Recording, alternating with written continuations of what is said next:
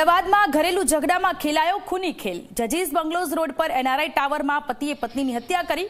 પતિએ પત્નીને ગોળી માર્યા બાદ પોતે પણ જીવન ટૂંકાવી લીધું। પતિ પત્ની વચ્ચે થયેલા ઝઘડાના કારણે આ ઘટના બની હોવાનું પ્રાથમિક અનુમાન છે। દંપતીના 2 મહિના પહેલા જ લગ્ન થયા હોવાની માહિતી મળી રહી છે। ડીસીપી સહિત પોલીસની ટીમે ઘટના સ્થળે પહોંચી તપાસ હાથ ધરી। મહત્વનું છે કે જજીસ બંગલો રોડ પર આવેલા એનઆરઆઈ ટાવરમાં ભાવનગરના યશરાજ ગોહિલ અને તેમના પત્ની રાજેશ્વરી ગોહિલ રહેતા હતા। બંનેના 2 મહિના અગાઉ જ લગ્ન થયા હતા। ગત મોડી રાત્રે યશરાજ અને તેમના પત્ની રાજેશ્વરી વચ્ચે કોઈ બાબતને લઈને ઝઘડો થયો હતો।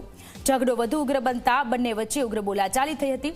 ઝઘડો વધતા યશરાજે તેની પત્ની રાજેશ્વરી પર ફાયરિંગ કર્યું હતું। પત્ની પર ફાયરિંગ કરતા પત્ની ઢળી પડી હતી, જેથી યશરાજે 108ને જાણ કરી।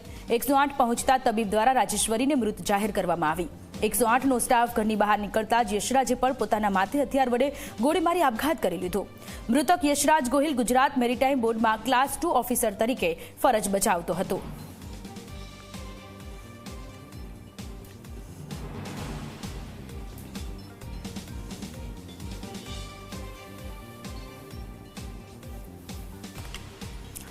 તો અમદાવાદમાં કાયદો વ્યવસ્થાની સ્થિતિ કથળેલી છે।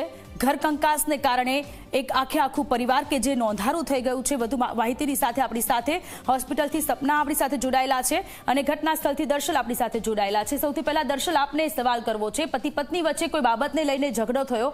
ઝઘડો એટલો ઉગ્ર બન્યો કે પતિએ પત્નીની હત્યા કરી નાખી। 108ની ટીમ આવી, એણે તપાસ હાથ ધરી, પત્નીને મૃત જાહેર કરીને પછી પતિએ પણ જીવન ટૂંકાવી લીધું છે। અત્યારની શું સ્થિતિ છે? પોલીસ તપાસમાં કંઈ નવું સામે આવ્યું છે?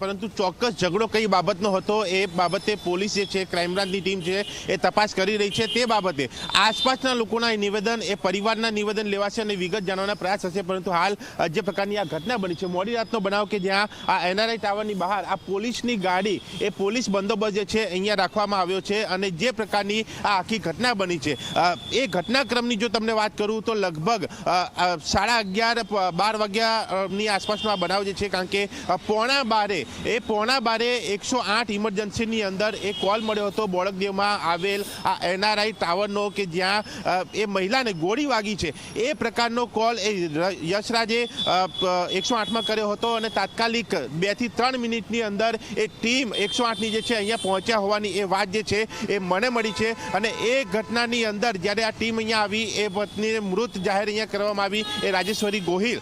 એ બાદ જ્યારે એ 108ની ટીમ ઘરની બહાર નીકળે છે, તાત્કાલિક યશરાજ ગોહિલ જે છે એ પોતાના ઉપર ગોળી મારીને પોતે પણ આપઘાત કરી લે છે। એટલે કે પહેલા હત્યા અને પછી એ આપઘાત, એ 2 ઘટના જે અહીંયા બની છે તેમાં બંનેના એ મોત અને હાલ એ બંનેના પીએમ જે છે એ ત્યાં સિવિલ હોસ્પિટલમાં એ ચાલી રહ્યા છે, જ્યાં પોસ્ટમોર્ટમ ખાતે એમનું પીએમ જે કરવામાં આવી રહ્યું છે। અહીંયા આ એનઆરઆઈ ટાવરના એ ગેટ જે છે એ બંધ કરી દેવામાં આવે છે, મીડિયા અંદર પ્રવેશી ન શકે। પરંતુ જે પ્રકારની આ ઘટના બની છે, ખૂબ મોટી ઘટના, કારણ કે શક્તિસિંહ ગોહિલના આ ભત્રીજાએ પહેલા હત્યા કરી અને પછી આત્મહત્યા કરી છે। અને જે ઘટના બની છે એ એનઆરઆઈ ટાવરમાં બી બ્લોકના 5મા માળની આ ઘટના છે, જ્યાં એ યશરાજ જે છે એ તેની પત્ની સાથે રહેતો હતો। 2 મહિના પહેલા લગ્ન અને મેરીટાઈમ બોર્ડની અંદર એ ઓફિસર તરીકે એ ફરજ બજાવતો હતો। એ યશરાજ પાસે એ લાયસન્સવાળી ગન હોવાની વાત છે।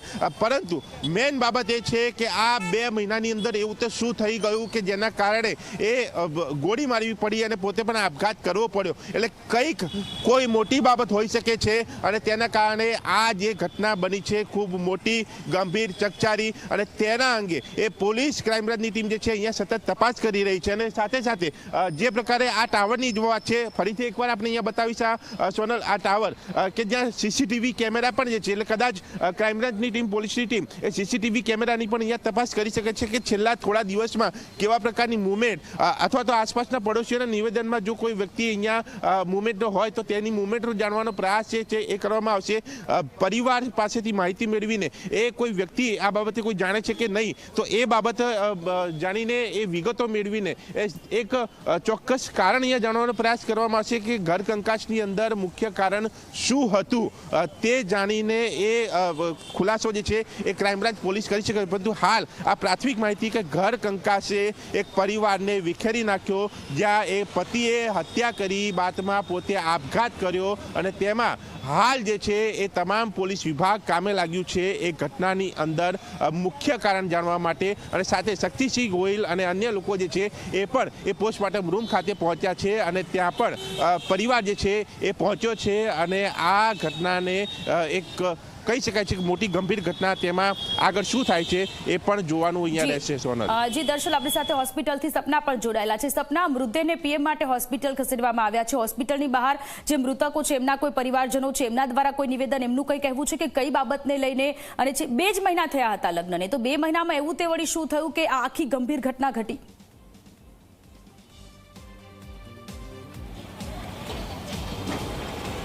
બિલકુલ સોનલ, એ દરેક વ્યક્તિને વિચારમાં મૂકી દે કે માત્ર 2 જ મહિના થયા છે લગ્નને અને એવી કઈ ઘટના થઈ, એવું કઈ કારણ હતું કે જેના કારણે આ જે કંકાસ છે એ ખૂની ખેલમાં પરિવર્તિત થઈ ગયો. જો કે અત્યારે હું સિવિલ હોસ્પિટલના પોસ્ટમોર્ટમ રૂમ આગળ ઉપસ્થિત છું અને અહીં જે કોંગ્રેસના આગેવાનો છે તેઓ ઉપસ્થિત છે, પણ તમામ લોકો અંદર ઉપસ્થિત છે, એટલે કોઈની સાથે અત્યારે વાત કરવું થોડું શક્ય નથી. પરંતુ જે પોલીસની ટીમ છે પંચનામું નોંધી રહી છે, સાથે જ આગળની જે કાર્યવાહી છે એ પણ કરી રહી છે. પૂછતાછ હોય કે પછી જે કયા કારણોસર આ જે ઘટના બની એ તપાસ અત્યારે પોલીસ કરી રહી છે. સાથોસાથ પોસ્ટમોર્ટમ પણ થઈ રહ્યું છે, કારણ કે જે યશરાજસિંહ ગોહિલ છે તેઓ શક્તિસિંહ ગોહિલના ભત્રીજા છે, એટલે તાત્કાલિક જ તેઓ પણ ફ્લાઇટથી રાતના જ અહીં પહોંચી આવ્યા અને સિવિલ હોસ્પિટલમાં અત્યારે તેઓ હાજર છે. સાથે જ મનીષ દોશી પણ હાજર છે. શક્યતા એવી જોવા મળી રહી છે કે લગભગ 2 થી 3 કલાકમાં જે પોસ્ટમોર્ટમ છે તે થઈ જાય અને ત્યારબાદ ડેડ બોડી પરત આપવામાં આવે. આ સમગ્ર મામલે પોલીસ અત્યારે કાર્યવાહી કરી રહી છે. પોલીસ 2 કાર્યવાહી કરી રહી છે. એક કાર્યવાહી એ કે કયા કારણોસર આખી ઘટના બની તેને લઈને પરિવારજનો હોય કે તમામ જે આસપાસના લોકો છે એમની સાથે પૂછતાછ કરી રહી છે. સાથે જ એ પણ પોલીસ અત્યારે કાર્યવાહી કરી રહી છે કે જે પંચનામું હોય કે પછી જે લીગલ જે કાર્યવાહી છે એ પણ કાર્યવાહી અત્યારે પોલીસ કરી રહી છે. જી સપના અને દર્શન, આપ બંનેનો આભાર તમામ વિગતો માટે. તો